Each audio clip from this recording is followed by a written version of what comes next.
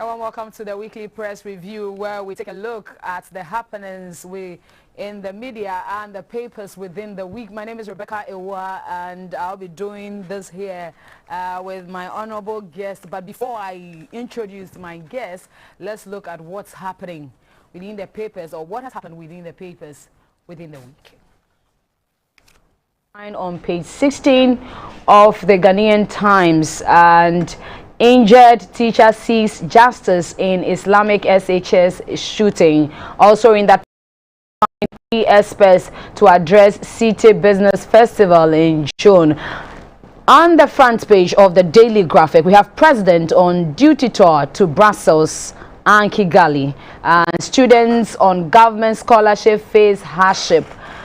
Encroachment on CSIR lands, and developers given 48 hours to vacate, and that is in the Daily Graphic. And Kojo Ponkroma also says we should punish attackers of a journalist. You can also find that in the Daily Graphic. And National Unemployment Insurance Scheme training has also been launched.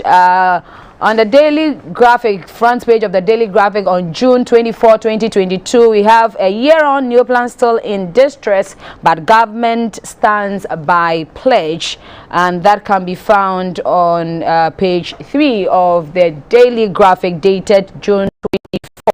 And we also have on that front page 48 million data center opened, and it can be found on page 13 of the Daily Graphic, and you can grab that. It's today's paper, 24th of June 2022, and on the front page, Parliament okays £74.15 million for the Takwa water project, and GJA votes today. It is the biggest story today.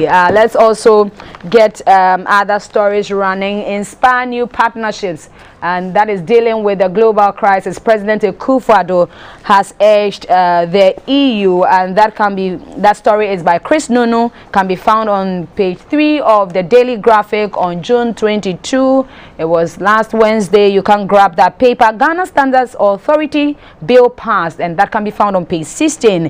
And Ghana, Malta commit to deepen ties, and that ties President George Villa with the tourism minister Dr. Mohammed Ibrahim Awuah there, and they are hoping to boost bilateral trade as well as tourism and culture in both countries. Attorney General swears in new OSP board, and you can find that on page 16 of the Daily Graphic. The Daily Graphic again also reports of over 100 structures that have been pulled down. And if you grab that paper, you can see it, and it's dated June 23, 2022, and that was the 48-hour ultimatum given by the CSIR of its encroachment on its lands in Adentan, Frafraha. And there too you can find on the front page, government prudent in COVID-19 expenditure, and the finance minister Ken Oforiatta has told Parliament that in spending that COVID-19 expenditure. There will be more on this platform today. We will be dissecting the issues there. And the Speaker directs investigations into COVID-19 expenditure. Same story. We also have government in the Ghanaian Times report of same, that government spent 12 billion Ghana cedis in the 2020-2021 COVID mobilization and utilization of the funds from COVID, and you can see it on page 16 of the Ghanaian Times. And there on that page you can see the Ghana Malta to deepen ties in tourism and culture. You can see that handshake with the tourism minister and the president of Malta. School children, vehicles trapped in heavy rains in Takoradi, and you can find that too in the Ghanaian Times. Speaker to investigate COVID-19 expenditure. And today, who leads the GJA? and is there on the front page of the Ghanaian Times. You can see Dave Agbenu, you can see Gay Hart, and you can see John Ford there. They are vying for the presidency of the Ghana Journalists Association. It has been a long-awaited hour, and on that front page you can make Africa food sufficient, and that is coming from the Finance Minister, Mr. Ken Oforiatta, and he's charging peer countries. Car owners abandon vehicles for trotro over fuel price hike, and those are the big stories on the front page of the Ghanaian Times newspaper. And there are so many other headlines that were in the papers within the week, and we'll be talking about the GJA elections, and it's a big issue for Ghanaian journalists today as we go to the polls. And with me in studio to do all the discussions from the papers, quickly let me introduce you to my guest here, and I have Rockon-Nelson Defeamekpor. Did I mention it right? No, Defeamekpor. Defeamekpor. Oh, thank you. Yes, and he is. Yes, he is the MP for North Dayi. South. North Dayi South. No, South Dayi. South Dayi. Yeah. South Dayi. Yes, right. South Dayi. And I have Dr. Kingsley Nyarko, who is also the MP for Kwadaso. There are big issues running in the newspapers, and we'll be looking at the welfare of journalists, the central issues in the GJA elections, government also defending the COVID-19 expenditure, and the rise in COVID-19 cases. We'll be taking a look at all of these and more here. But let's look first at the GJA elections. Let me come to you. What are your expectations?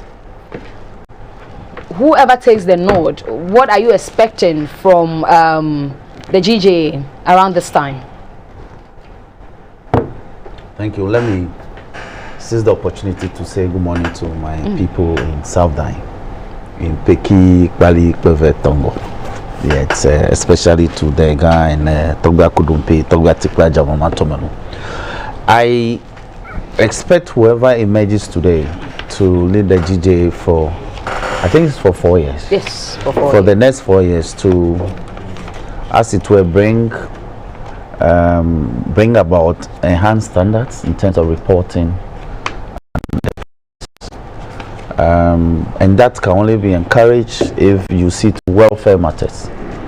I'm aware, or some information have come to me regarding how some recruited journalists with some media houses are not properly remunerated. Now, if they are not properly remunerated, then the issue is that what sort of service will they render? So the remuneration of his colleagues that are both in the public sector and the private sector ought to be looked at. There has to be standard in terms of what is the minimum level that a media house ought to pay a journalist, a trained journalist, a qualified journalist. If we don't ensure that, then we're going to have problems in terms of some of the bad reportage and bad journalism practices that we see, and also the ethical issues. If you are a journalist and you want to go to town with a story, it behoves on you within the ethics to always have reference to the other side, to hear the other side before you put out your story. You don't take a story and do a unidirectional publication. When I read a story, I intend to read from the perspective of the journalist, the subject of the story, and also his perspective or her perspective. Then you can put your professional opinion on the matter. But ever often you read and it is what the journalist thinks is the situation. Then you hear allegations and upon allegations upon allegations. Facts are not cross-checked. They are put out. So I think the new leadership should be able to concentrate on this aspect of media landscape, and then we'll be fine. Let me go to my friend from Kwadaso. Yeah. Yes. Yeah. Okay. So let me take the opportunity to say a very good morning to your revered viewers and also my constituent from Kwadaso. Good morning to your good self and my very good friend. Yes. Rockon. For me, I think that the media is supposed to play a critical role in the development of our democracy. And I think that since the advent of the Fourth Republic, the media has contributed its bit in ensuring that our democratic credentials are deepened. And I think that we need to commend them and pat them on the back. But I also think that more has to be done in terms of, giving up to the minute accurate information. At times you are interviewed or you attend a program and what you are said is twisted. These are some of the issues that I think that we need to avert our minds to. I also think that there's a need for journalists to, the GJA as a body, to develop the culture of regular refresher courses in terms of building capacity of members.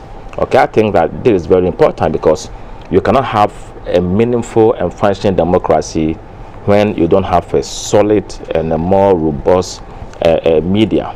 And I think that if these are taken into consideration, our democracy will be thriving, doing better as it is doing currently. The former executives did their best. The outgoing DJ president, is it Afemoni also? Yes, yeah. I think he occupied the space for some time, and new faces are coming, and I think that they need to take the challenge and do things differently, things that will be an addition to what has been done already. Because if you take the mantle of leadership and you don't bring anything different to the table, then it means that probably you failed. So I want to wish any one of them who is going to emerge a victor in the respective positions all the best. And I think that there are about 800 journalists who are supposed to vote today should exercise the deepest of discretion and elect persons who have the competence, persons who have the credibility, persons who are capable, to add to the fortunes of the GJ. There are also issues about the remuneration of journalists. I'm told that it's not very encouraging and all that. And so for me, I also played with the government and also those in private practice to appreciate the toil and the contribution of the employees, and based on that, they need to do something about their compensation, because that is also very critical. If you don't pay them well, then they also find other avenues of getting resources as they do their job and catering for their family.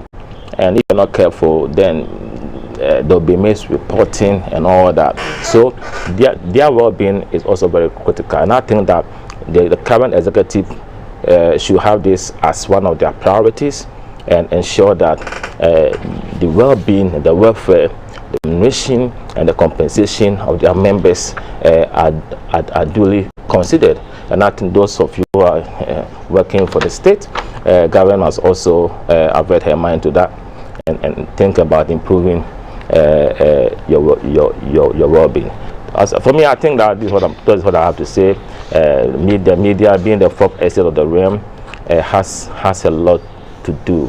Okay, so their capacity for me is very important. There should be frequent and regular building of their capacity in terms of getting additional skills, competencies that will make themselves, solid, okay, when they are doing that. At times I mean, with all due respect, you attend programs and the host or the interviewer questions that they ask, you ask yourself, I mean, is this person up to I mean, the responsibility that comes with that job? All of us need to learn. If you are in a profession and you cease to learn, it means that you cease to grow. Any time you cease to learn, you cease to grow. So learning, culture, capacity building must be part and parcel of the media, so that there will not misconception that journalists are in there because probably they didn't get other profession, will be dispelled. Okay, they need to demonstrate that. I mean, to some of these.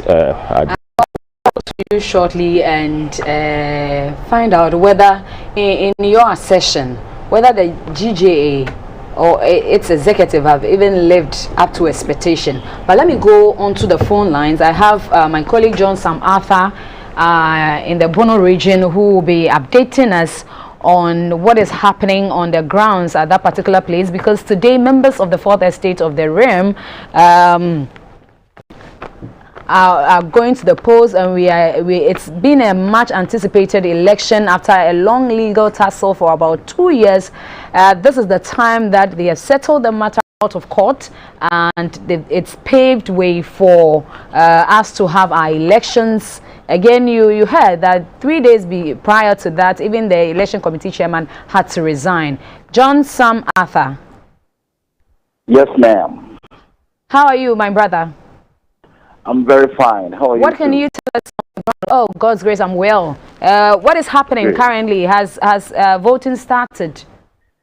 Yes, voting got underway around 8:15, and yours truly was the first person to vote. But the region has a very small number of journalists on the voting roll. That's about 17 in all. But as at now, less than half have voted. So we're expecting a few more people to cast their votes to end the whole process. But the counting is supposed to be done at 3 o'clock. So there's time for the laggards to, make their way to the Electoral Commission offices in Sunyani to cast their votes. Right, but have you seen any of the aspirants around, and have you been able to speak to any of them? Yes, we have a very small pool of aspirants because most of the officers are going unopposed. Pakwesi Moses, who is current chairman, is going unopposed, same as the secretary and most of the other positions. So at the national level, I've seen Edu Jamal of Graphic, who is representing Gay Hearted and Mensa as his polling agent. But for the other candidates, I've not seen any agents there. Yeah, so, but most of the candidates are around the Electoral Commission's offices where the voting is going place, observing proceedings. Right, but I spoke to them, and they are all very optimistic because they know they are going unopposed, but they are also talking about the people at the national level they are rooting for, and the choice of candidates who win, so that when they go into their next administration, they'll have the team that they want to, do their work. Really, what information are you picking up that you want us to know about, and our viewers as well? So basically, here in the Bono region, there seems to be a reawakening, among the ranks of the GJA. A lot of issues have gone on, mainly because of the apathy shown by members over the years. So there are lots of allegations about mismanagement of the GJA in the region. And so a lot of people I've spoken to say enough is enough. They want to use this election as the turning point, so that after these elections, when the officers are inaugurated, we all sit down and plan how we go forward with the GJA to transform it into an organization that we can all be proud of. as we speak now, most of us in the Bono region area, in the Babe area, that's Bono East and Ahafo, are not too proud of the condition that the GJA is in now. And we're hoping to use it as a turning point going forward. Whoever is elected, we all come together and see how we can uplift the GJA.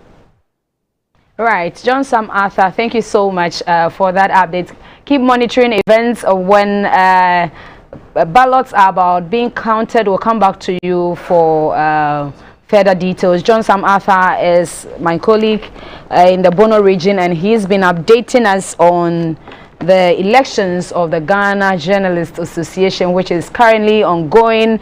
This election is happening in all 16 regions of the country, and we have other polling centers, major polling centers here, also in Accra at the Press Center, and there's one at the GBC, we have one at the GNA, the Ghanaian Times, and also the Daily Graphic. So wherever you are, you can also, as a journalist, if you are in good standing, then of course you can, the voters register has been displayed, you can check your name and go cast your ballot, because it is very important moving forward.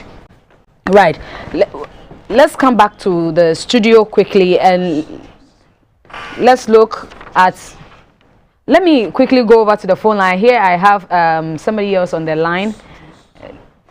Jones Alima, Volta region. Hello, Jones. Yes, hello. Jones, what new are you picking up from the polling center in the Volta region? So as we speak, voting is ongoing. What the aspirants here did was that they've come together to bring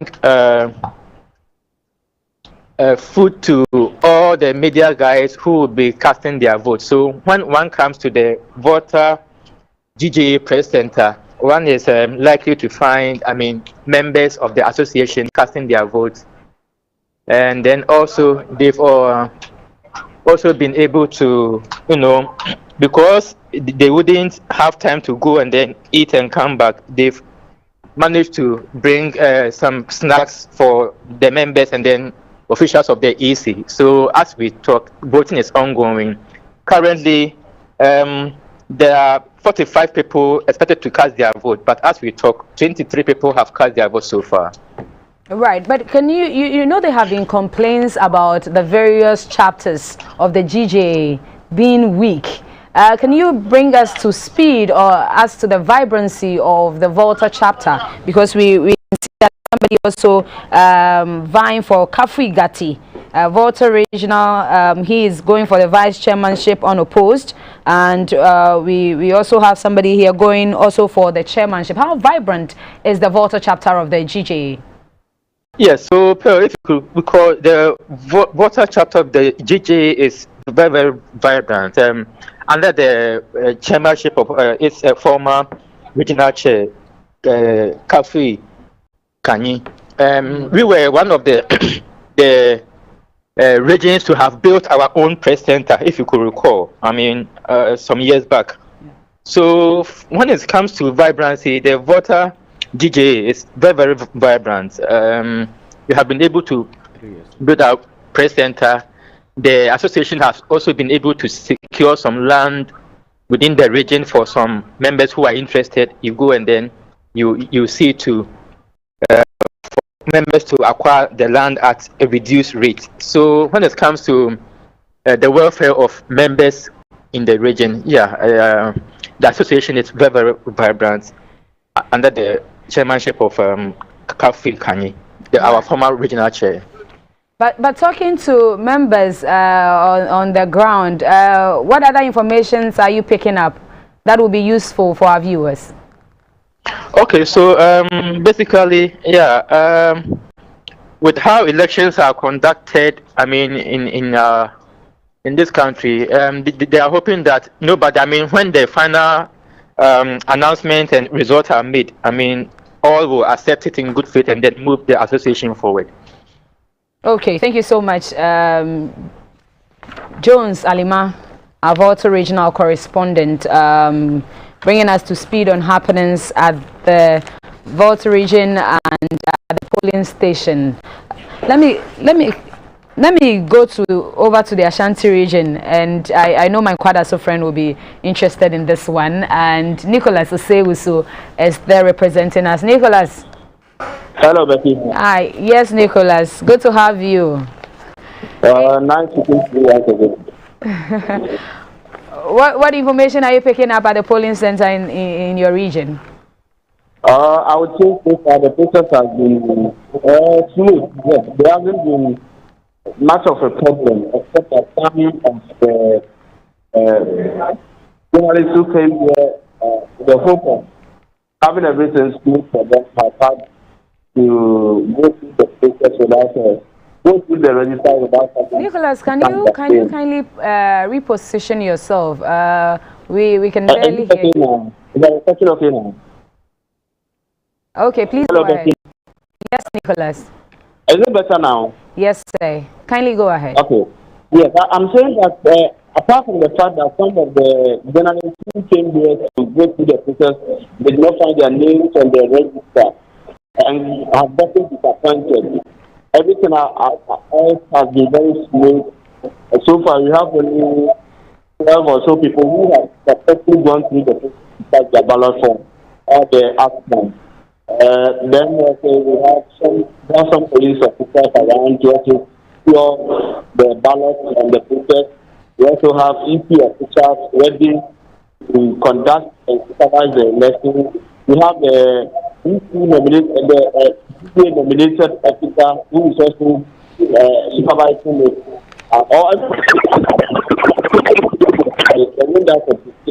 I have the. Unfortunately, Nicholas, I would have to cut you here because the lines are very bad, and we will try and make contact with you again, and we'll be doing a follow-up because I don't know whether those issues that you're raising have been resolved. Once you're back on the line, yes.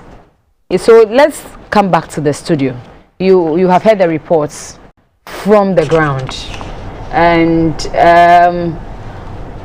I asked an earlier question before we went on the lines, whether in your assessment the GJA has lived to its expectation or credibility. Yet there may have been problems in the past and even now, considering that this election ought to have been held 2 years ago. That's right. But for the legal tussles that were brought to bear on the association's activity, once the courts have cleared the way and the elections have been held, I am of the opinion that they should do so peacefully. Even though it's a national association, it's quite small in terms of numbers, so I don't expect anything untoward to happen today in the course of the elections. The other thing I want to add is that the practice of journalism, it's a constitutional guarantee right, freedom of the press and of the media. But in doing so, you ought to do so within the confines of law. Otherwise, then defamation suits will be flying against yourself, the media house, and any other culpable party when unproven matters are put out in the public domain. So I want to encourage them to keep fighting. The press have been in the forefront for our fight for nationalism. If we trace our roots right from the days of Mensa Saba,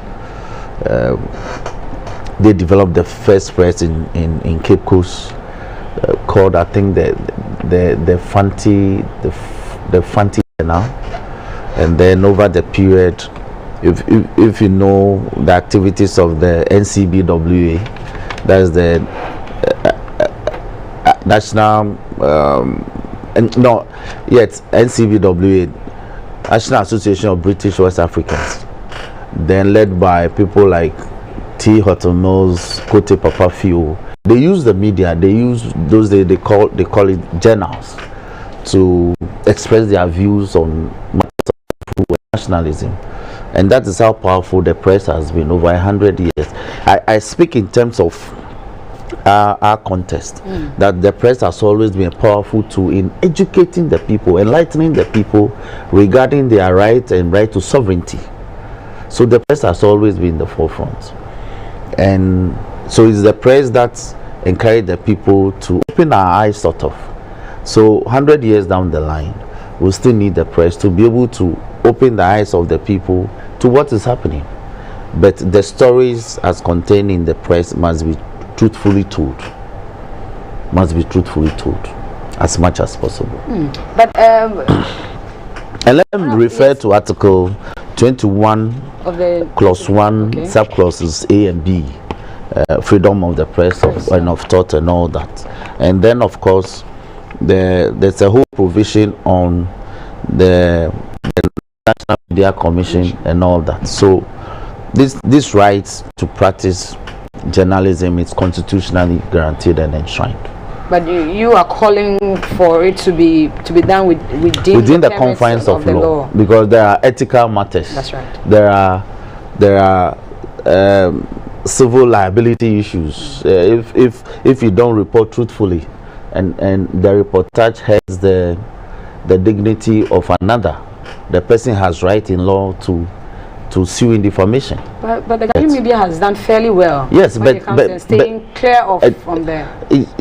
That is the assessment I'm giving. I'm assessing the press even over a 130-year period, and how important the press has been. But like any human institution, there have been shortfalls, and so we are encouraging them to improve in those departments, so we can build a fair and better society for everyone. Honorable Nyarko, there's this assertion that a vibrant press is not really liked by the politician. How would the vibrancy of this association impact on your work? So I don't think I agree to that assertion that a vibrant press is not welcomed by government or by society. I think that we need media that is very potent and vibrant, that is effective. Vibrancy doesn't mean that you should churn out unverified information or create anarchy in society. Vibrancy, to my understanding, is that you are doing your job both effectively and efficiently on verifiable facts. If our media practitioners will be guided and guarded by verified information, then they will be doing society more good. In most cases, I've observed that some journalists depend solely on information given to them by political actors and other stakeholders in society. And I think that journalists must go a notch further in verifying information before they put out there. Whatever they are told, they put out there. Whether that information is going to be prejudicial to society, some of them don't even care. Some journalists even prefer to create some form of tension in society because they want to suggest that probably their media is the one that is heard and all that. So we need to encourage them to do more research. That's why initially I talk about capacity building and training. To do more research. If your work is underpinned by empirical evidence, then it speaks to your credibility as an individual journalist and also your station. These are characteristics that I want our journalists to imbibe, and especially those who are going to be voted for. What is their capacity? Can they do the job? The same measuring rod that you use to gauge politicians must be used to gauge those that you are going to elect for all the various positions. I think there are 3 persons who are in contention for the presidency, and Dave Abanu, Jumfo, and You know them, you've worked with them, and you know which of them is more capable to transform the fortunes of the association. You see, if you're not careful in this society, because of the poor nature of our society, if you have a careless and reckless media, society will be heading towards doom. That is why we have to be very careful what we say, what we put out there. And I will encourage you, it's not every information that should find expression or space in your news items. It's not all. If you're able to be diligent a bit and verify in Parliament, you cannot just say the thing. If you say something that Mr. Speaker sees or a member thinks that it's going to impair the reputation of the House, there's a point of order that is called. Okay, you don't just speak. All that you're going to say will be judged by empirical evidence. That should be for journalists. That's what you have to do. If you're able to do this, I can tell you that society will appreciate the work you do. So, vibrancy of the media, fantastic. We support that, but it should be hinged on effectiveness and efficiency and reliable and accurate, authentic information. Reliable, accurate, authentic. Yes, you don't just throw the information there and say that because you have a just say that thing. You know, I mean, that doesn't work. We'll wrap up this conversation quickly. I have my colleague on the phone. No, hold on. Let me quickly. I've just discovered that, in fact, the first newspaper in the Gold Coast was the Gold Coast Gazette and Commercial Intelligentsia. It was published between 1822 and 1825 in Cape Coast. Yeah. Okay. Right. So thank you for that. So that's how powerful the press has always been. Right. So over the phone and even before the signing of the bond of 1844. 44. Yeah. Yes. 1844. Right. So Nicholas is saying. Hello, Becky. Yes. Your line is better. I hope the connection is better now. Very much better. Very much better. Yes, you spoke of some journalists that came to the polling station complaining of their names not in the voters register. Has that been resolved? The election committee now, they are working out the to see to the ratification of that particular situation. But for now, not no. But fortunately for me, have the incumbent regional chairman who is then unopposed because it's involved in the arrangement of planning everything, and now the execution stage. That's what is happening. Good morning. Now, my colleague in Accra is asking of how the personally have known that, I've seen and observed that the process, apart from those who came around, some of whom could not locate or find their names in the register. How has the process been so far in your let me quickly define what we are just saying back to the not find their names in the register. You see, there is a misvacuum kind of a mixed up. I even particularly the letter commission to ask to them. I don't see the reason for the master speech. When names have been published, names appearing that these are people in good standing, their names have appeared. Some of these names were started and the names not placed on the regions. We are putting the issue that these names are in Asante register added to the list of Asante. You understand? We added 4 of them to make up the 31. There are extra 2 more names that have been so-called master sheet. And where is that master sheet emanating from? Because the figures I have by the EC, they say 31 journalists are certified to vote in today's exercise. Now you are talking about master sheet and published. So tell us, where is this coming from? Where that master sheet came from is something that you and I even have to kind of explain. Because if you look at the list that were kind of published in the Ghanaian Times of Tuesday, June 21st, 2022, under the names not placed under region, there's a caveat here. Members who are captured under names not placed in region are reported to contact the UC. And if you contact the UC, these are people in this family. Why shouldn't their names be added to? This is what is taking place. So for you to say that the gentleman tried to get in the way to stop the camera. No, that is what the EP now protested. When we are that's not for me. You as a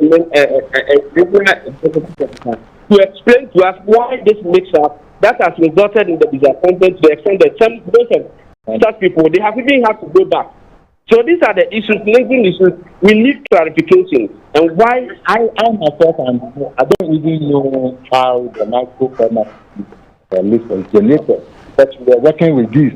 Which list we also have. Even I think hello, Nicholas. Yeah, Betty. Yes. So that is the issue. But now contentious issue we have had to deal with is that what was the list is supposed to be used by the EC. As I speak to you, I spoke to the officer in charge of the list, and he told me he has a number that is I think one members of DJ on his list.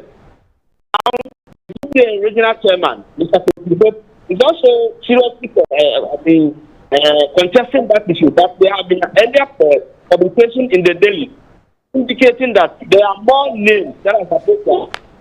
So there's a discrepancy in the number of. Unfortunately, those who could not find their names, they have had to leave disappointingly. Right. So, Nicholas, we would have to leave it here so that during the 2 o'clock major news bulletin, we will come back to you so we see whether that issue has been resolved or otherwise. Sorry, but before you leave me here, there's an issue I'm finding difficult to understand. The number, the contingent of police officials around here, just because of this, it baffles me. I'm wondering, even the DJ man is unable to explain to me why we have that huge number of police officials. I don't know what my suffocation that. I'll be finding out and then subsequently report on that as to why we have this.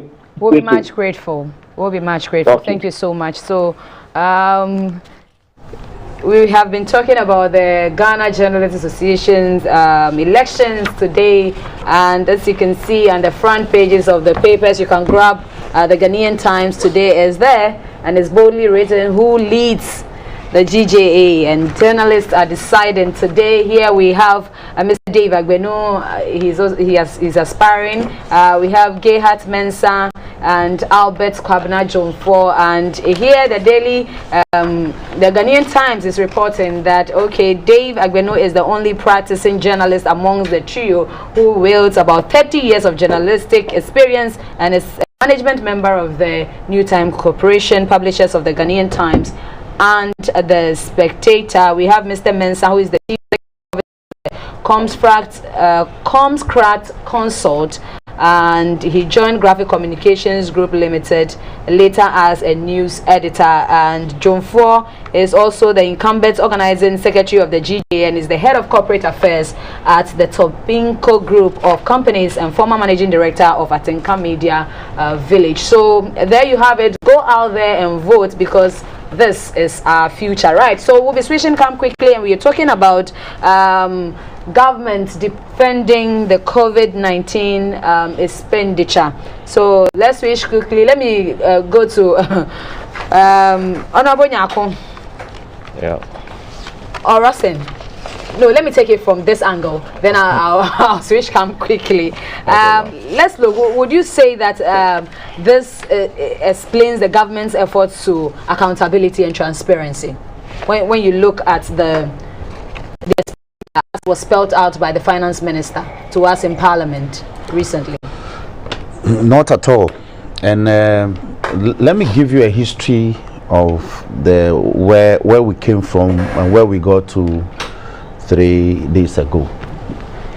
Sometime early this year, the minority caucus moved the motion to have the COVID expenditures thoroughly interrogated by an ad hoc committee to be chaired by a member of the minority. The motion was moved and it was shut down by the majority. Now, when the motion was lost, they say, or they said later on that a state institution called the Auditor General of auditing the COVID-19 expenditures. So it was not necessary for Parliament to constitute a separate committee to look into it. But the point the majority missed, or the government missed, was that the COVID-19 expenditures were special expenditures under emergency situations. Indeed, I recall that one time we had to be recalled from recess to come to Parliament and stay deep into the night to pass one of the facilities for the Ministry of Finance to expend. There have been so many facilities, so many grants and budgetary allocations to the government to expend on the COVID expenditure lines. And these are normal. And this COVID expenditure, now we are in the third year. It straddles the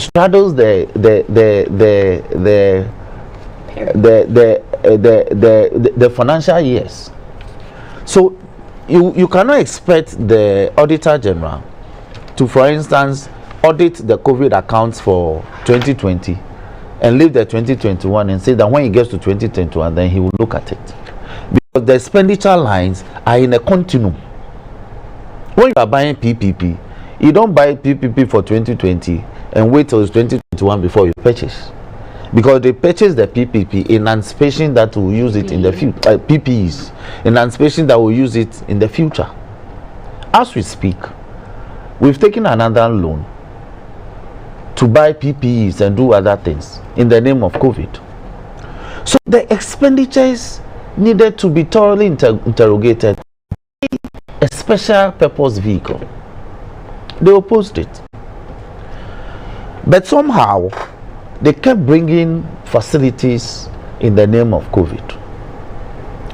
So when we resumed after the Easter break, Speaker, there have been agitations. So Speaker said, okay, he will settle the matter. So he was now using his office to invite the Finance Minister to come and brief the House regarding the COVID expenditures. And I recall I was in the House, so I recall that Speaker, the leadership, it was the majority chief whip who was available at the time. So Speaker actually said that he would not let him be the bearer of that message to the Finance Minister. So Speaker directed the clerk of Parliament to do an official communication to the Finance Minister, and that was done. So it is to that directive by the Speaker that the Finance Minister eventually came to the House. And you recall that last week he was supposed to have been in the House to even answer to some questions. That didn't happen, in addition to his pending briefing of that. So it generated a lot of fury, and to the extent that our leadership has to give a clear indication that if indeed the Finance Minister won't come to brief the House, one, on the COVID expenditures, and two, to also respond to questions filed and duly served on him by members of Parliament, then his businesses before the House should be stayed. And that was done. So some facilities that he brought and some other public businesses that emanated from his ministry, they were stayed, they were not dealt with. Okay. So eventually he came on Wednesday. What did he come to do? I want to rely on about 4 documents. First is the Constitution of the Republic of Ghana, particularly Article 175 and 178 and 176. Then also I'll rely on his own statement that he delivered on Wednesday in respect of this matter. Then I also rely on a statement that he released entitled the Speaking Notes on Wednesday, 19th January 2022. That's titled Speaking Notes, Why the E-Levy. When the E-Levy debates, we returned from the Christmas break on the 24th. So this was released prior to our return to Parliament, and I'll rely on that too. Then I'll rely on the 2020 mid-year budget review, as well as the 2022 budget statement. And I hope you make it brief for These are very important matters, because you see, in all these official documents, these 4 official documents that all came before Parliament, except even the speaking note, somehow it found its way to Parliament. If you consider the figures contained in each of these documents, there are clear discrepancies and differences in respect of same expenditure lines, and I'll demonstrate. If we take, for instance, where he says that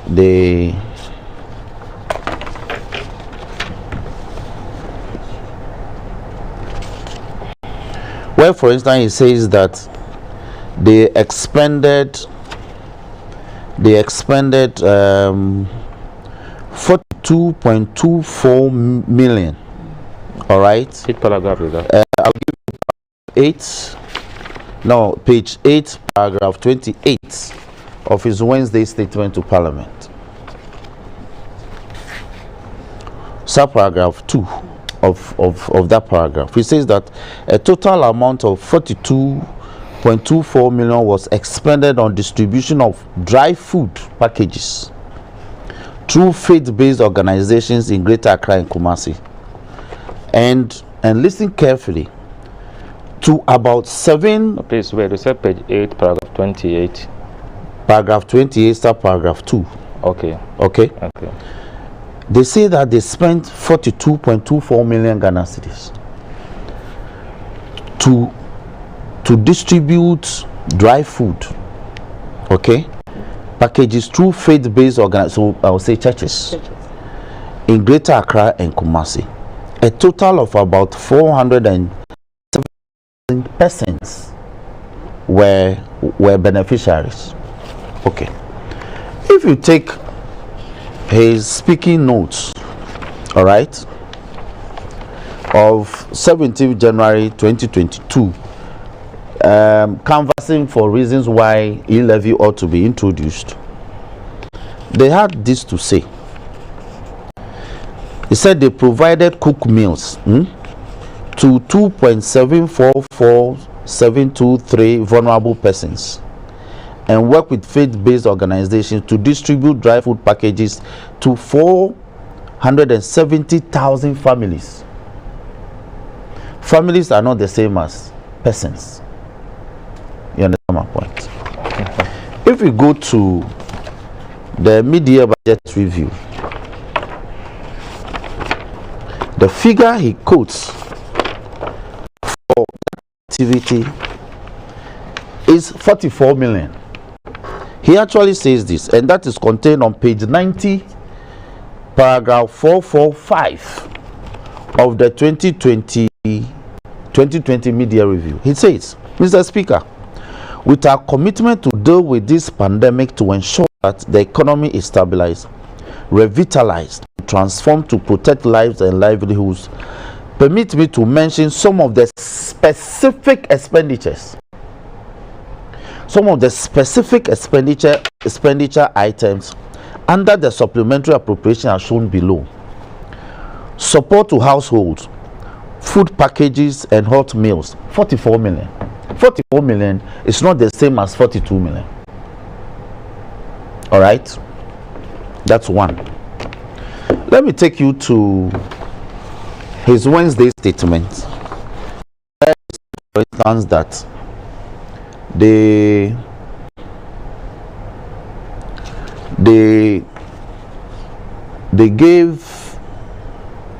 made provision for electricity to some persons in the country. So they absorb 50% of all electricity bills for all residential and commercial customers. A total cost of over 1 billion, that's 1 billion and 39 million was utilized, and listen to the expression, was utilized for the policy from April to September 2020. Now, if you take the mid-year budget statement for 2020. Let me go to paragraph 4, the same paragraph 445. That's they didn't name the table. But as part of the specific expenditure lines, relief for payment of electricity bills, they say it's 1.1 billion.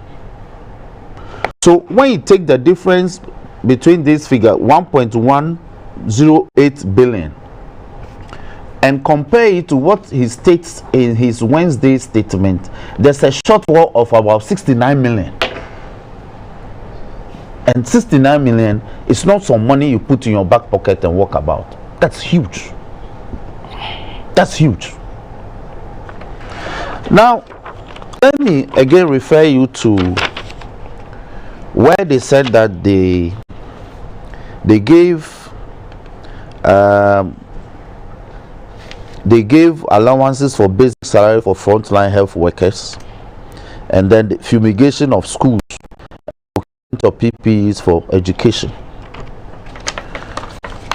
If you take his Wednesday statement, he says here at paragraph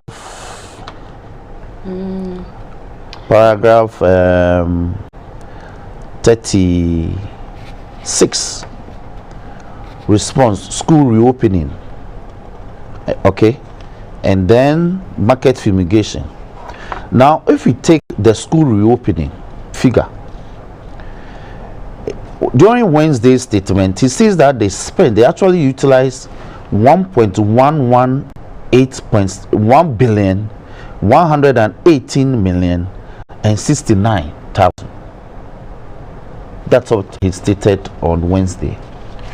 If we compare that to the statement contained in the media budget review, there's a shortfall of about 80 million. What figure is there? All right.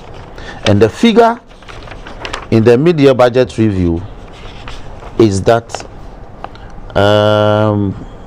okay. Yes, hold on. Okay, so you go through it and summarize it for me. Let me go to Honorable Nyarko. I'll come back to you. Honorable Nyarko, do you agree with the submission that there are inconsistencies in accounting for the COVID funds? You know, 5 months ago, former President Mahama delivered a speech or made a statement, and he said that total amount of monies that government received during the COVID-19 pandemic was a whopping 33 billion cedis. We challenged him and said it was false.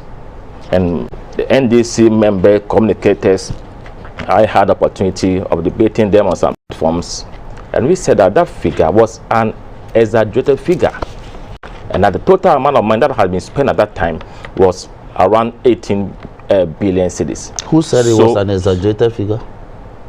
I made that statement myself. You said so. Yes. Okay. Yes, and Hot Kenneth Writer demonstrated on Wednesday, showed that that 33 billion was embellished figure, was overstated, was just propaganda, throwing dust into people's eyes. Now, luckily for us, the finance minister has given us, his data, and according to him, the program funds for 2020 was 19.8 billion.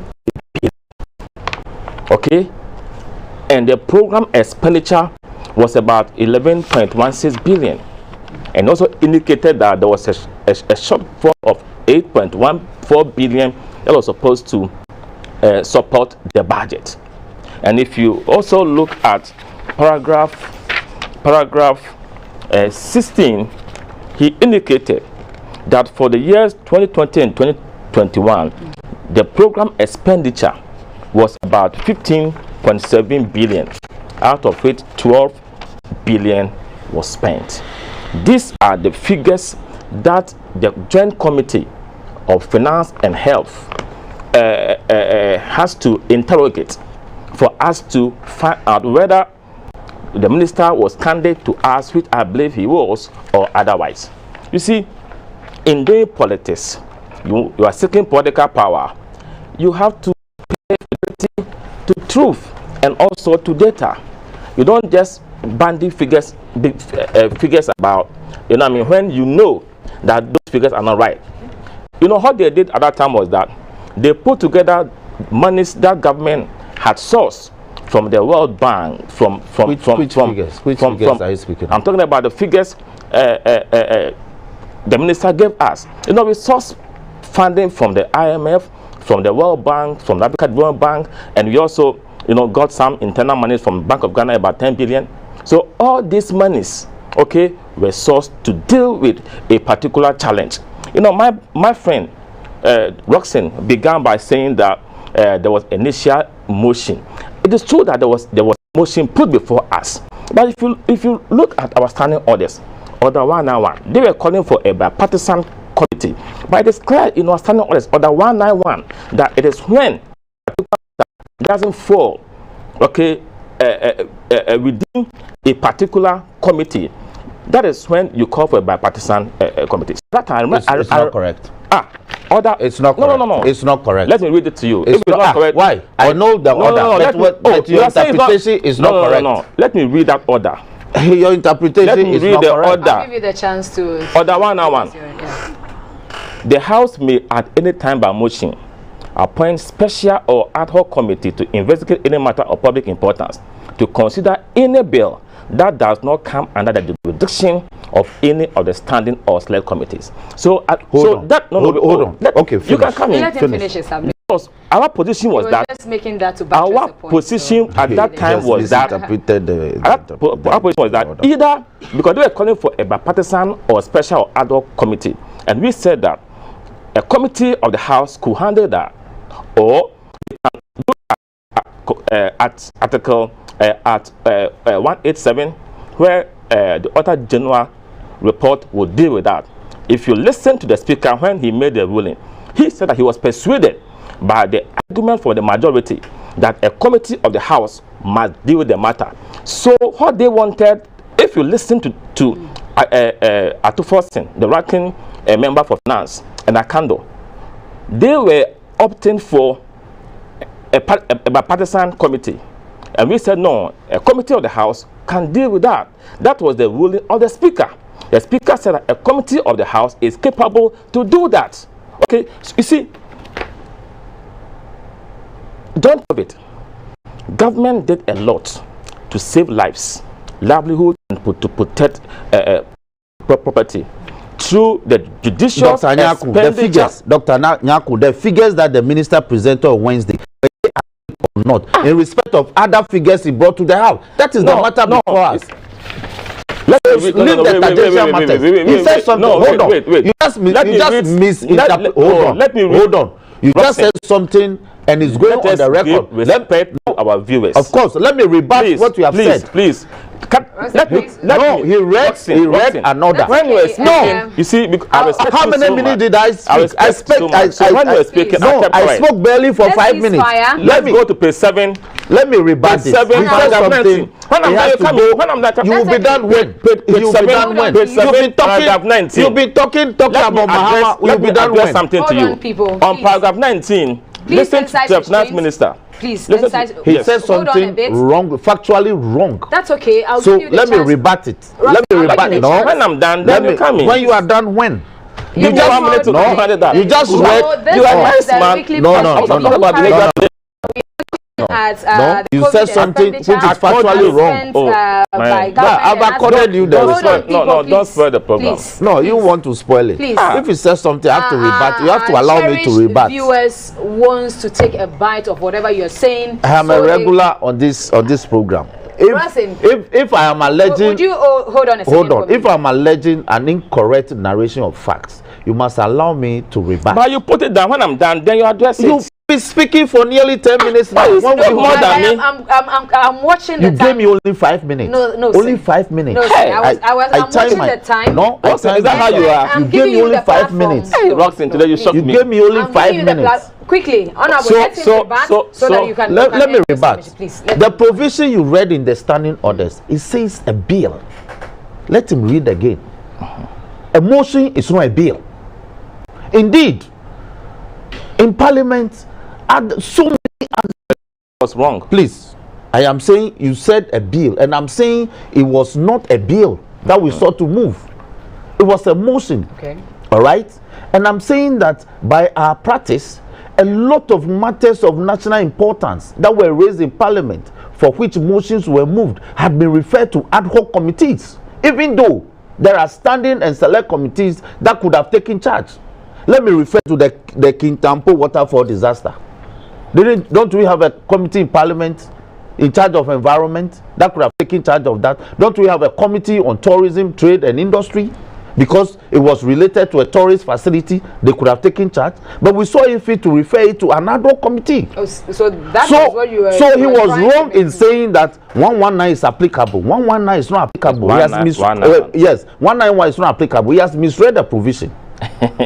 Completely. So you're done. The position of the minority was that Parliament should use the COVID-19 expenditures, whether by constituting another committee or a standing committee or a select committee. That's okay. The focus was for Parliament to interrogate it. They rejected the idea. I mean, my good friend is a lawyer. You understand? Yeah. My good friend is a lawyer. So please let him finish. The point is that Speaker has to use his office to get this done. That is why he is also calling for a joint committee to investigate the COVID-19. Madam Moderator. So please let's.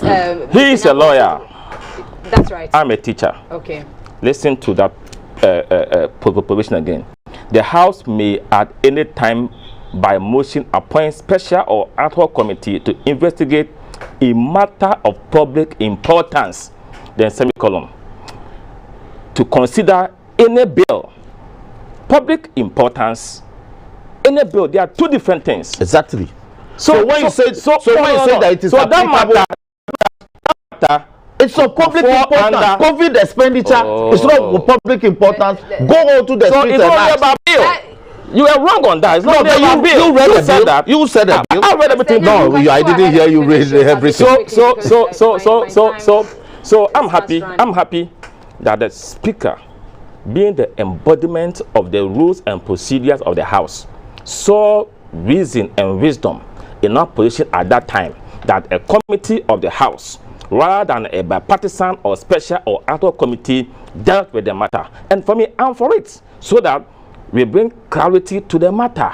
Their exaggerated you were not for it yesterday. Their exaggerated figure, that is completely not untrue. You were not for it yesterday. Our point was that a committee of the House you said Auditor General.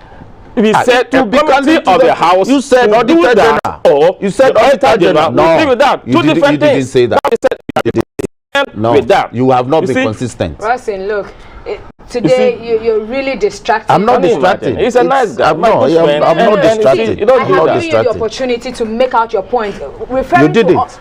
You gave me only 5 minutes. That is very unfair to me as the moderator. You gave me only 5 minutes. This is such a major topic. You gave me only 5 minutes. I will come back to you. See, when will you come back? You have 4 separate documents to refer to here. Yes. And I gave you all the last to go through. You did not. You gave me only 5. I timed myself. You gave me only 5 minutes. No, I also have the time. I mentioned only 2 points. No, you are being unfair to me. No, 2 points. Don't be unfair to me too. I'll bring you in quickly. Otherwise, and I want to your viewers. You know, the House of Parliament is a house of record.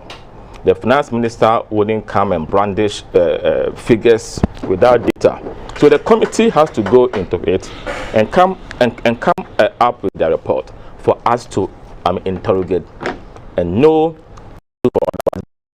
To conclude, I want to applaud the government for the heart she put into the COVID-19, pandemic, and how lives were saved, livelihoods were protected, and property as well. And I also want to commend Atoforsen, the ranking member for finance in the House, for commending the finance minister for demonstrating consistency and candor in his report to the House. And I think that is a good sign. No matter what we do, you want political power, you can do that on the platform of truth, honesty, and sincerity. propaganda and untruth and lies, for me, shouldn't be allowed to find expression within our political arena. That was what they did. When we told them that the figures they were banning about were completely not true, they insisted. Now we know that 12 cities had been expended out of a program figure of 19.3 billion, and I think that the government has done that. We need to applaud the government for what the government has done. But there is so a far. question that needs to be answered, and let me give Roxanne the chance, and I'll come back to you, because many are asking why the State of the Nations address by the President had to. I was going to address that. To say that it was 17.7 billion. No, look at paragraph 19. Please. You have so that he wouldn't worry himself. Paragraph 19, according to the minister, he said, Mr. Speaker, at this juncture, I wish to dispel the notion that there have been inconsistencies in government data on COVID-19. His Excellency the President intimated during the State of the Nation address on 30th March 2022 that we had mobilized about 17.7 billion cedis since 2020 to fight the pandemic. We have subsequently reconciled the data, and I can report that as of end May 2022, we have mobilized 18.19 billion Ghana cedis to mitigate the effect of the pandemic. Again, when His Excellency the Vice President indicated on 7th April 2022 at the National TESCOM Conference that government has spent 8.1 billion Ghana cedis on COVID-19, it was within the context of expenditures for 2020, as I've already indicated. And if you look at paragraph 6, it is there. The difference of 8.1 billion Ghana cedis was programmed to provide a shortfall in revenue. So that's what the minister is saying. He has explained that Nana Akufo-Addo's figure was in March 30, 2022. That figure of 17.7 billion had been updated as at end May. Okay. So there's no discrepancy about that based on the information we have right now. He has it in his hands.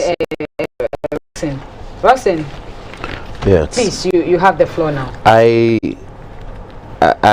take a strong exceptions to the innuendos that were directed my way, that we are doing propaganda. Okay. Your question was very straightforward.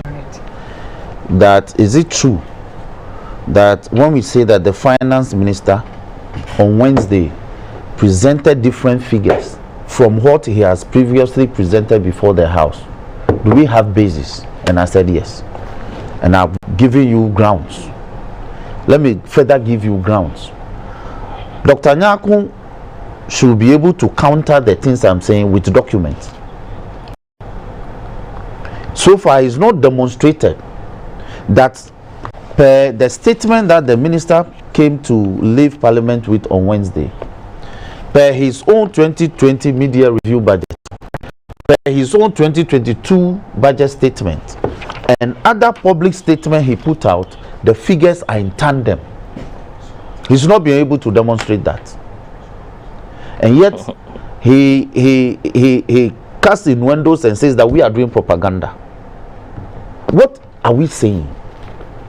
We are saying that why we want inquiry into this matter is that this is not the first time you've come to account to the House on COVID expenditure. In fact, in your budget statement, there are copious reference to the nature of the COVID expenditure. But we have time and again discovered that the figures you keep churning out don't tally.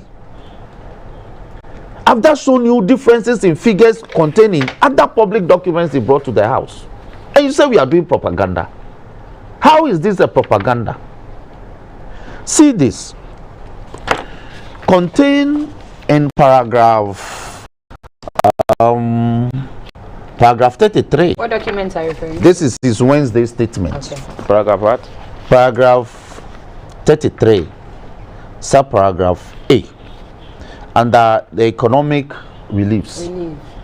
It says that coronavirus alleviation program business support scheme, CADWIS, by the NBSSI, now Ghana Enterprises Agency, which provided soft loans to 302,001 small and medium scale businesses across the country to mitigate the economic impact of the pandemic and provide jobs.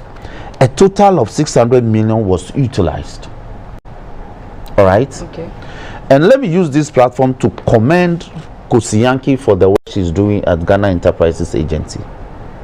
She's doing a fantastic job, I have to admit. The minister, in his own 2020 mid-year budget review, had this to say. Let me refer you to page 73, paragraph 365. He says, he mentioned Mr. Speaker in the preceding paragraph. So he says, as at Wednesday, 22nd July 2020, okay, an amount of 57,121,441 and 50 pesos. 57 million. 120. You reference the paragraph. No, I don't have it with me right now. So 57 million. 57,121,441 cedis and 50 pesos has been disbursed. That was 2020, right? Yes. To 64,196 successful applicants. To 64,196 applicants. Successful applicants. Okay. The applicants were made up of 17,526 males and 46,670 females under the Adum micro loan scheme.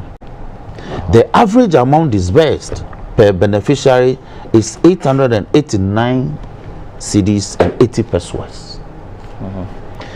And this is mid-year 2020. And they are called for why e-levy should be introduced. They also mentioned, and yes, under paragraph 12, paragraph 12, this document it's not paged, so I will go by paragraphs. Under paragraph 12, B, it said that they rolled out Ghana cedis 750 million to Card Boost program in May 2020 to directly support micro, small and medium-sized enterprises. To 302,101 MSMEs, that is micro, small, medium enterprises, and to save 768,184 jobs. My dear, 750 million and 600 million, are they the same? They all speak of May 2020.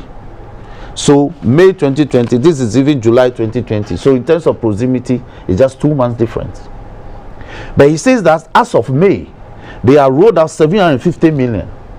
In your budget statement, you say you have rolled out, you were able to give only 57 million.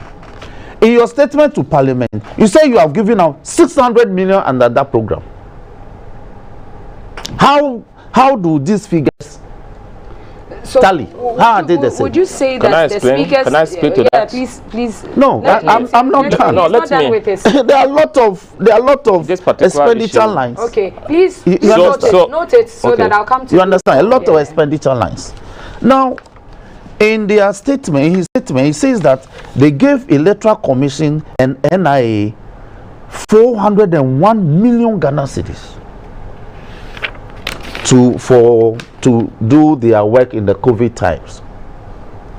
You should be able to tell us how much EC got of the 401 million and how much NIA got.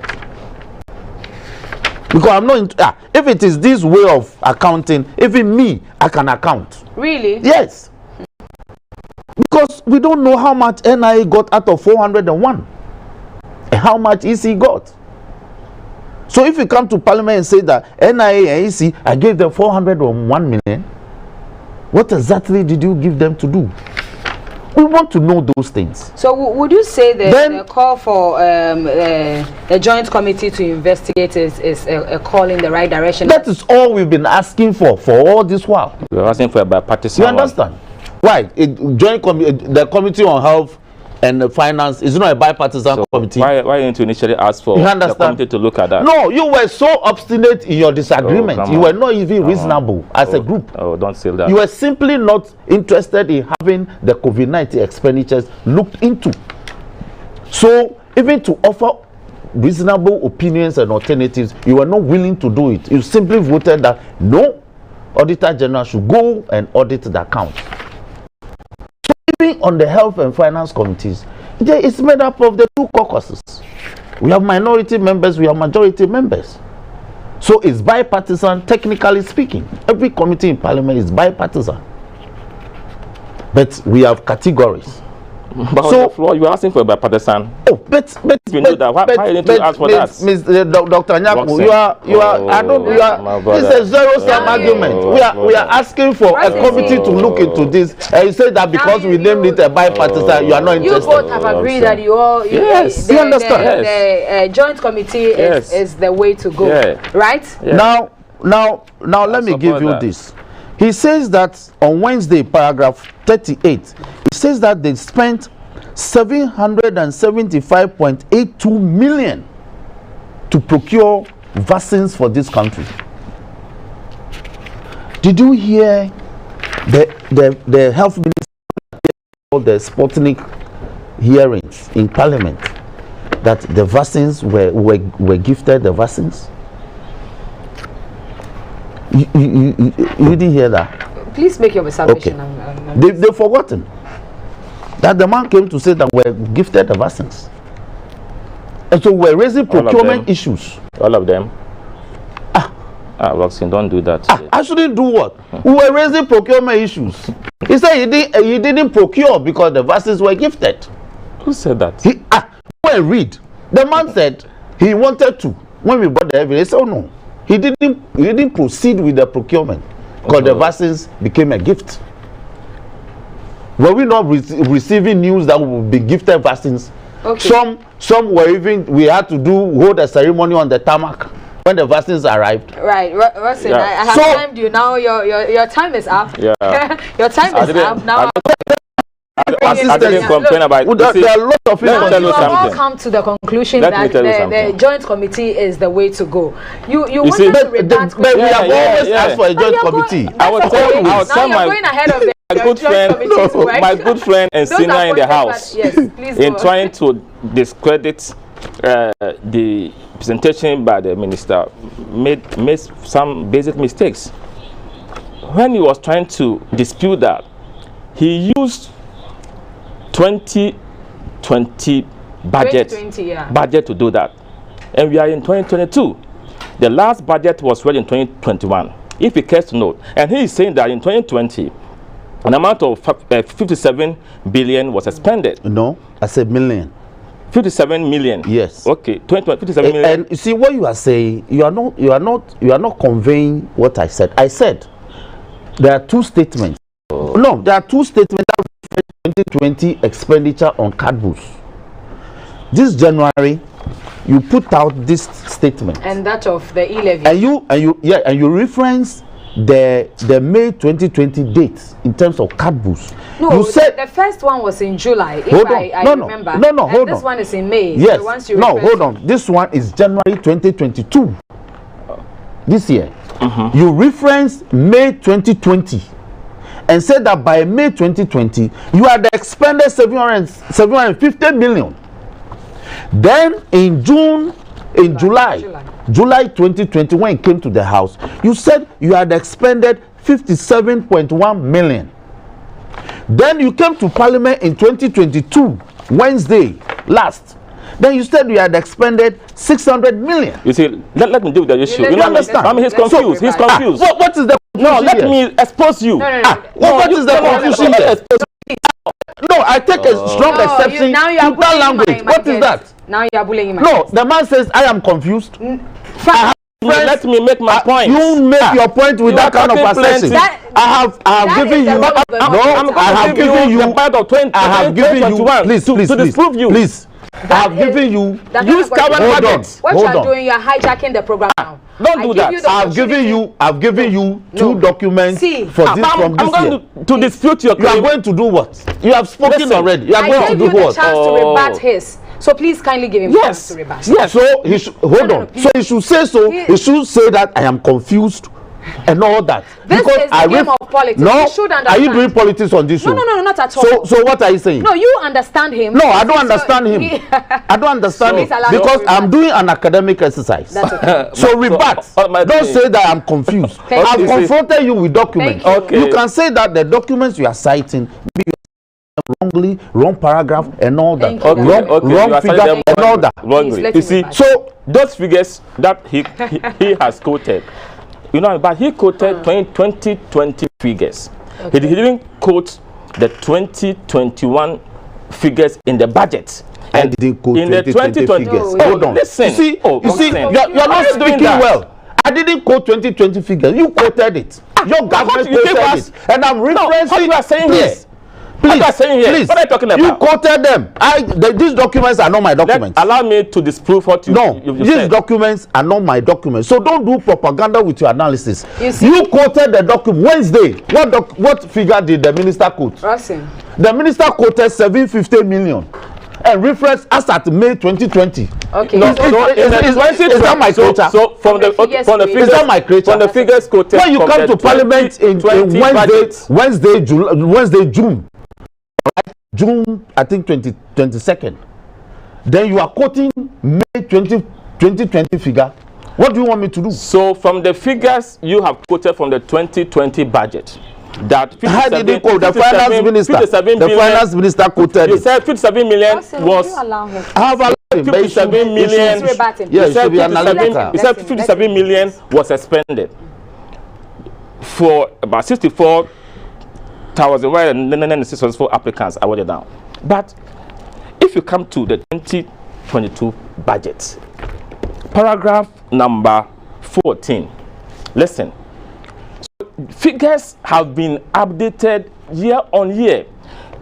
Paragraph 14 says, under the Coronavirus Alleviation Program Business Support Scheme, CABUS, Ghana Enterprises Agency provided 302,001 successful applicants across various sectors and gradings, with loans amounting to 523.1 billion cedis. So you are quoting 2020 figures, but the 2021 figure is an updated version of that. So the minister is not lying to us. You are giving an old figure. To do a proper analysis, you should have also indicated the current figure for the 20. That is why the document is holding January to 2022. The figure is higher than what was captured in the budget of this year. That was read in November. That's it. The figures keep changing because they are based on year. So 2020 expenditure will not be the same as 2021 expenditure. So, and what the minister has given us is what is truly captured in the document. Okay. So there is no. Hold on. So admit that. No, hold on. You don't use 2020 figure to dispute because the figure you mentioned, I mentioned it. Hold on. This please prove you wrong about that. Please, you haven't proven anything. Yeah, this is a January 19th document. The figure that he mentioned, that it is 302,001 SMS. All right, he mentioned it. Yeah. Check how much they said they spent in terms of these applicants. As at that time. Hold on. No, as at that time, it was 523 billion. Stop the narrative. No, stop the narrative. Read it. I read it. You heard it. Read it. I'll read it again. Read it. It says, under the Coronavirus Alleviation Program Business Support Scheme, Ghana Enterprise Agency provided 302,001 successful applicants across various. Is it not the same 302 here? Which loans amounted to 523.11 million. Thank you. Hold on. Now, is it not the same? In fact, here they even bettered the narrative.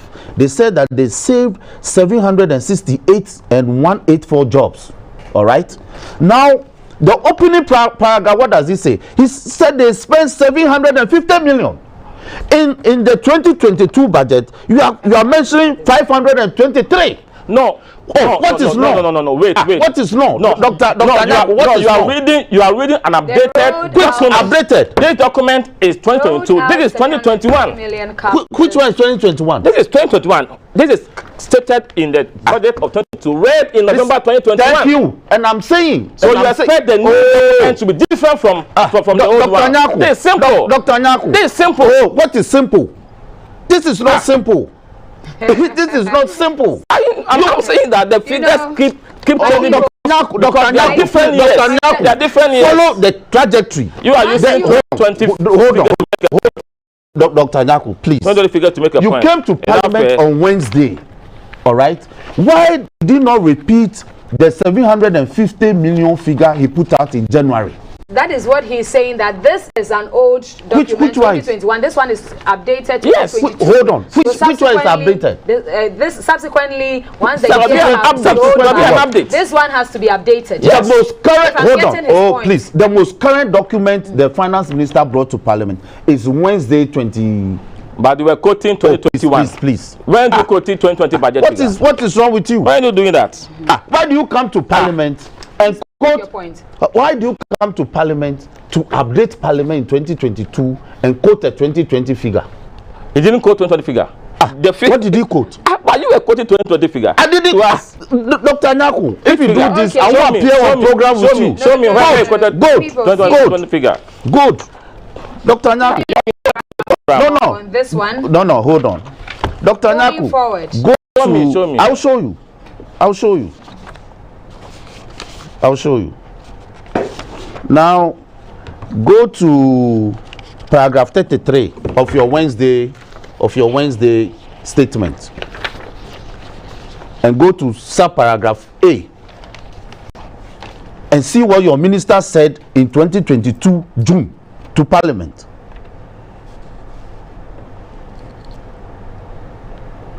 What did your minister say?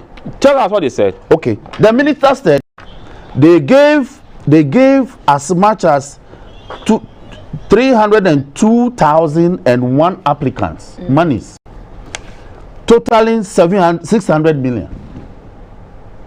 That's what he said. Wednesday. The economic impact. No, not the economic impact. Wednesday statement to Parliament 2022.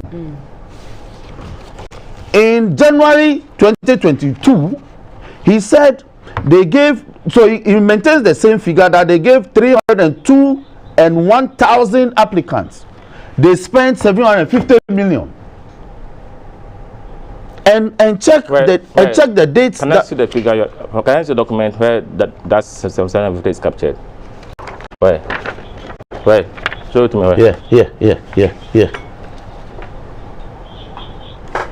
So the trajectory of the history of the document, the dates, the figures don't align. So at the end of the day, what should we be looking at? What we are saying is that because your figures don't align, they don't match, they don't synchronize, we have to interrogate them. And these are not the only figures. A lot of other expenditure lines don't align. So if I could speak to what is given. So paragraph 12b says, roll out the 750 million Ghana Cedi car boost program in May 2020. But before you go on to that, now the minority is saying that the figures don't add up. I'm saying that if you say that 750 million cedis program in May, it doesn't mean that all the 750 million will have been utilized. Because it says that roll out the 750 million Ghana Cedi car boost program in May 2022 to directly support micro, small, and medium-sized enterprise. That's what he said. So people will apply to it, and those who apply, it doesn't mean that all the 750 million had to was expended. That's the fact.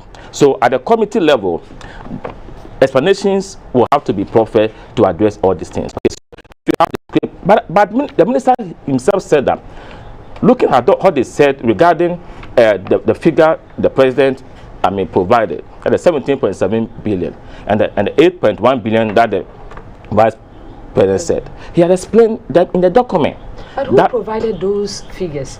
to them in the first place? No, I mean, they source those figures from the finance ministry. But the time the president made the statement to us on 30th March, the minister is saying that that figure of 17.7 billion was updated by the end of May this year. So within that period, there was an addition per what he said. And he said that the 8.14 billion that the vice president also mentioned, okay, was as a result of what he had captured in paragraph 6 of this document as being the support for the shortfall in revenue. That's what he said.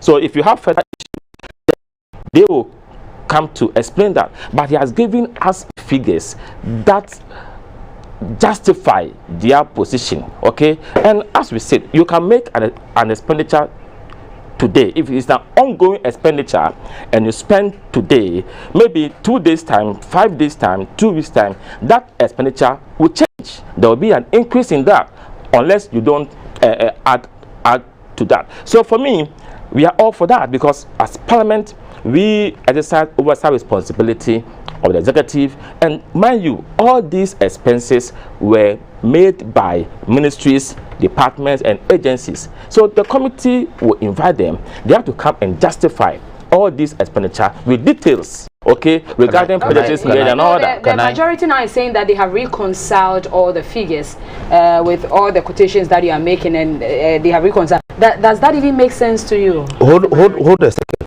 And I'm shocked my friend doctor is still litigating this matter. I'm not even dealing with the upper ceiling. I'm not dealing with the 17 point something billion or 18 billion. I am at the lower ranks. His own expenditure lines is brought. Okay.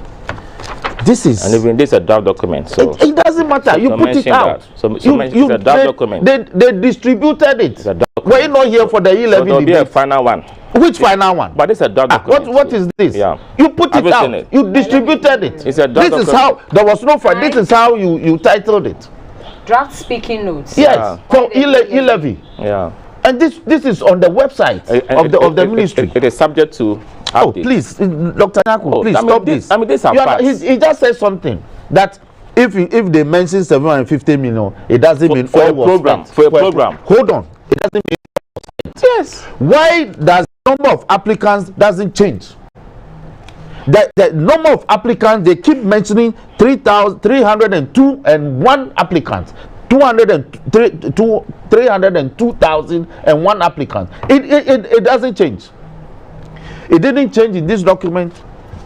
As for here, they didn't even mention it. It didn't change in his statement to Parliament on Wednesday. 2020, you mentioned you understand the 2,000. Sorry, you mentioned 2,000. The applicants, the number of applicants. You see, with all the figures you are quoting, now the Speaker of Parliament is calling for an investigation into this expenditure. Yes. Do you look forward to it providing you with all the answers that you require, just as you are investigating or teasing out here? What they are litigating is the fact that when we say the man has not presented consistent figures to Parliament, that's what they are contesting. But what are you looking so we are saying that with this, will they provide you the answers? That is the question I am asking. They will have to. They have no other option than to provide us with the answers. And let me show you one other thing. In this document, statutory funds.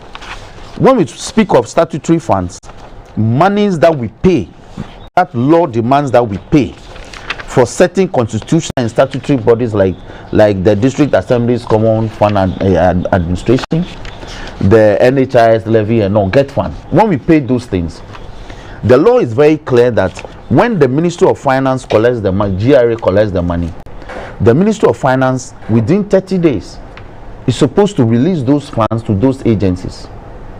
He doesn't do them. He breaches the law. And he comes to Parliament to actually say that as part of the disbursement, monies to the statutory funds. It's arguably the most scandalous statement in this expenditure briefing to Parliament. Scandalous. Scandalous. If I see propaganda, you are worried. Scandalous. See, Under paragraph 34, it says, Mr. Speaker, other measures include the transfer of 1.5 billion to the statutory funds in line with the approved budget to enable them deliver on their mandate. This was occasioned by the non-performance of revenues largely due to the global lockdowns. My dear, when we approve budget for the government, the statutory funds are mandatory. So when you levy tax and people pay, your duty under law is to release those funds to the agencies. You don't keep them and do whatever you like with it. You are not running, you are running a nation governed by laws.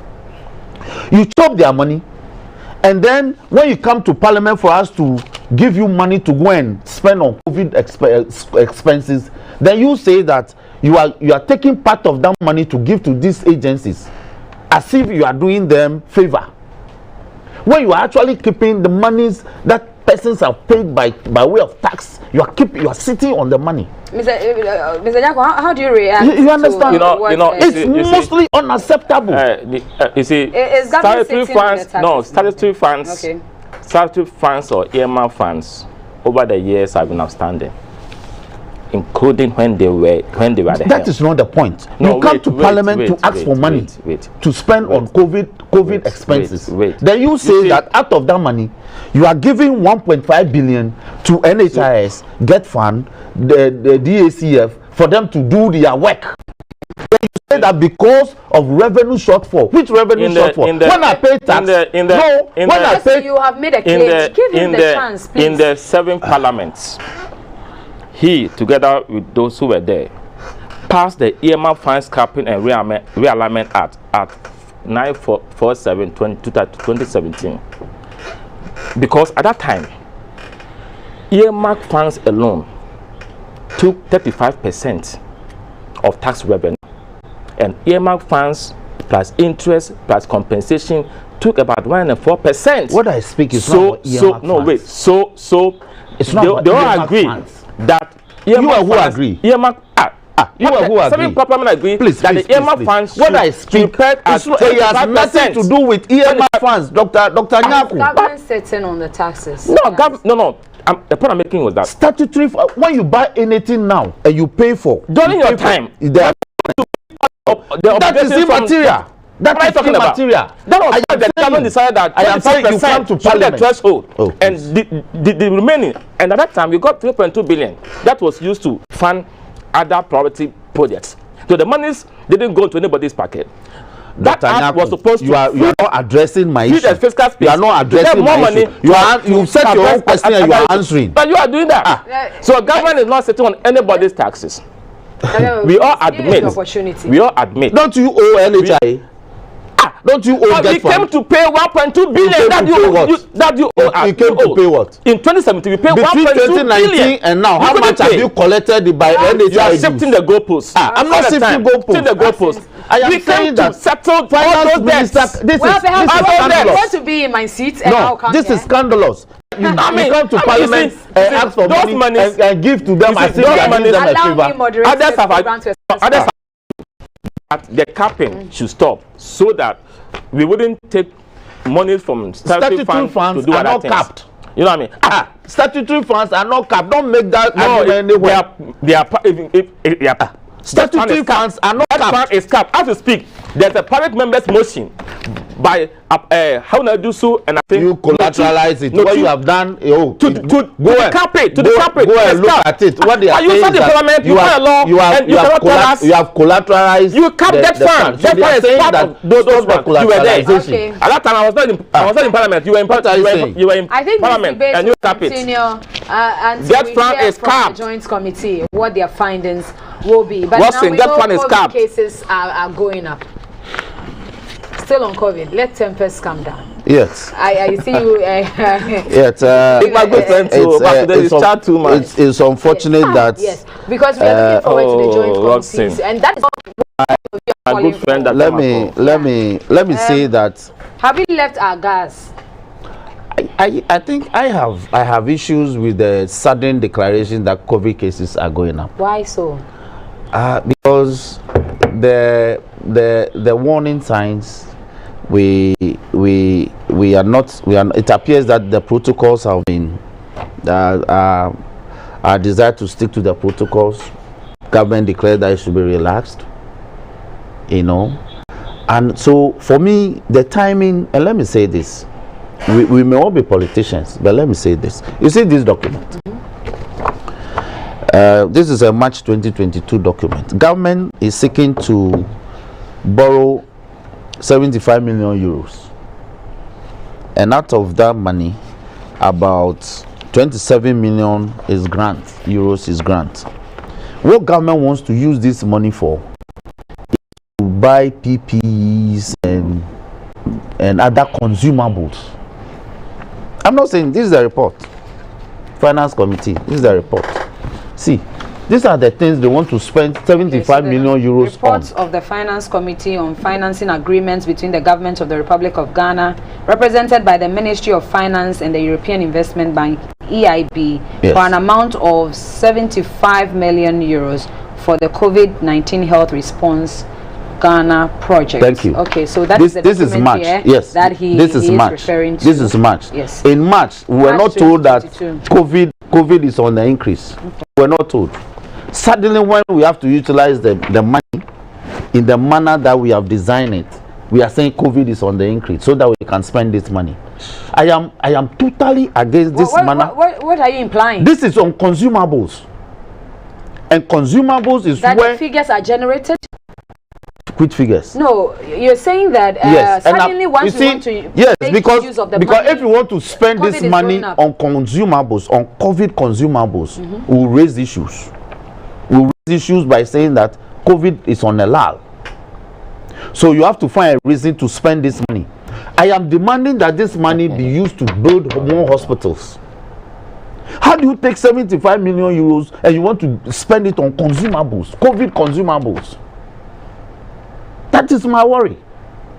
You have spent some 100 million. Behind the document is written a COVID-19 Ghana project. Yes. Then it means there are so many things that goes into. I'm saying read the purpose. They are all here. The purpose for which we are taking the loan, they are all here. Okay, project interventions. It's all consumables. Project interventions. Here, interventions under the project include increasing the existing healthcare infrastructure. What you are calling for? Yes. For COVID-19 patients through the reconfiguration and adaptation of hospitals or other healthcare and non-healthcare facilities. Which hospitals? And acquisition of that is what you are calling for now, but it's so also it's not only consumables. Consumables. Right? Yeah. Another one says reinforcing the healthcare workforce preparedness, training, equipment, reorganization. What does that mean? You see, that per diem. They will go to training and per diem.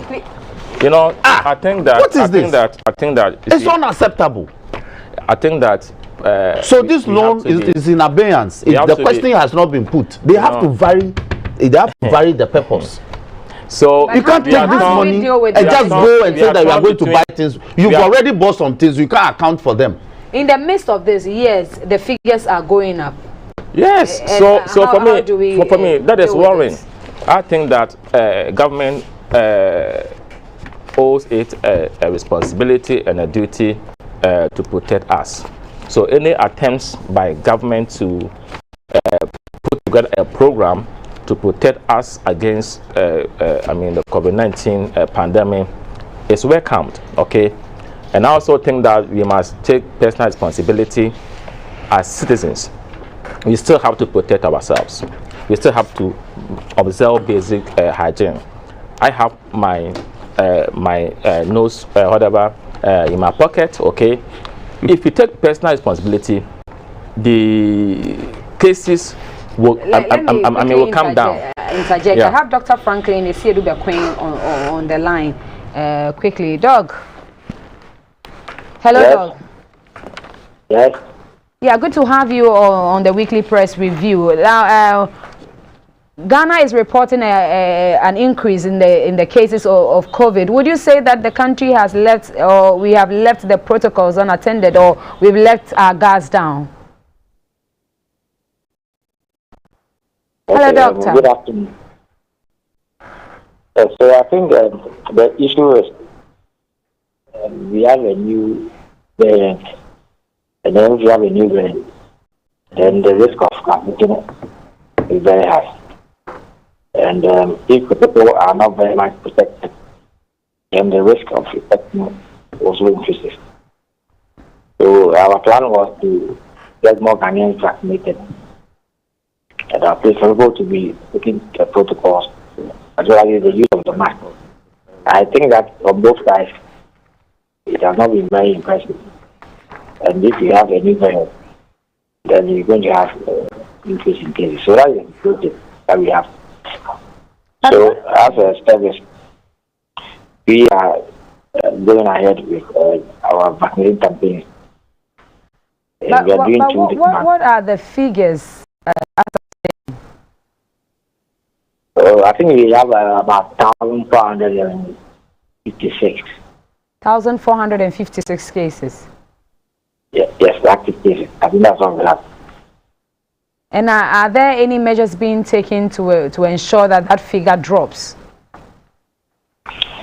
Yes, as I said, we are doing our campaigns because that's a sure way that you can minimize the risk of infection. So for this month in particular, we are doing 2 national campaigns. We did one on the 8th, and then we are doing another one 24th to 28th. We're hoping that the coverages will be good. Then, we have also come clear on the need to have masks, particularly if you are in the enclosed places. And then we listed places like schools, banking halls, offices. So anywhere that is enclosed, you need to wear a mask. So those are messages that we are putting across. Okay, but are we certain that once people get vaccinated, then of course they're preventing themselves from contracting COVID-19? Yes, if you vaccinate, it does create one. It minimizes the risk of getting infected. 2, it minimizes the severity of the disease. And the last one is that it prevents death. So those are the 3 things that you get from vaccination. So it's not that you don't get infected at all, but the risk of getting infected is very low. And that's how come, if you go to the developed world, some of them are not really using a mask because a lot of them have been vaccinated. But we are low. So unless we get very high figures, we still make sure that we are abiding by the protocols. Okay, but we are aware that the Ghana Health Service is saying that we have recorded about 18 cases of monkeypox. Would we say that this is taking our minds off from really taking a look at the COVID cases that we have now? No. We as a service, our focus is on COVID-19.